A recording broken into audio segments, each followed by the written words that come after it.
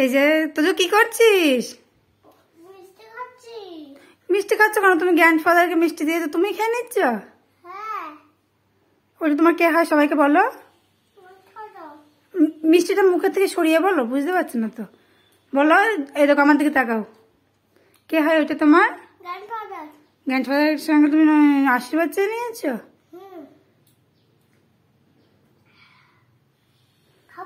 হ্যাঁ, এবার খেয়ে নাও।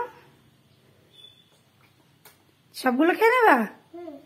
তো যে হচ্ছে মিষ্টি খেতে খুব ভালোবাসে, তার জন্য যখন থেকে আমার শ্বশুরমশাইকে দেওয়া হয়েছে জল মিষ্টি, তখন থেকে খালি বলে যাচ্ছে মাম্মাম কখন গ্র্যান্ডফাদারের খাওয়া হবে, কখন আমি খাবো।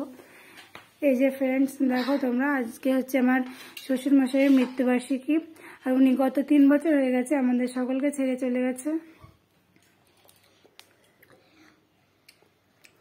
আর এই মালাটা হচ্ছে আমি নিজে হাতে করে অনেক ভক্তি শ্রদ্ধা আর ভালোবাসা দিয়ে গেঁথেছি নিজে হাতে। এই যে দেখতে পাচ্ছ আমি মালাটা পরিয়ে দিয়েছি। তো যে গ্র্যান্ডফাদারকে দেখেনি, ও যখন 9 মাস বয়স, ওর যখন 10 মাস বয়স, 9-10 মাস বয়স, তখন উনি আমাদের ছেড়ে চলে গেছেন। তার জন্য উনি তোদের চেনে না খুব একটা, কিন্তু একবার যে দেখিয়ে দিয়েছে তারপর থেকে ও এখন জিজ্ঞাসা করলেই বলতে পারে।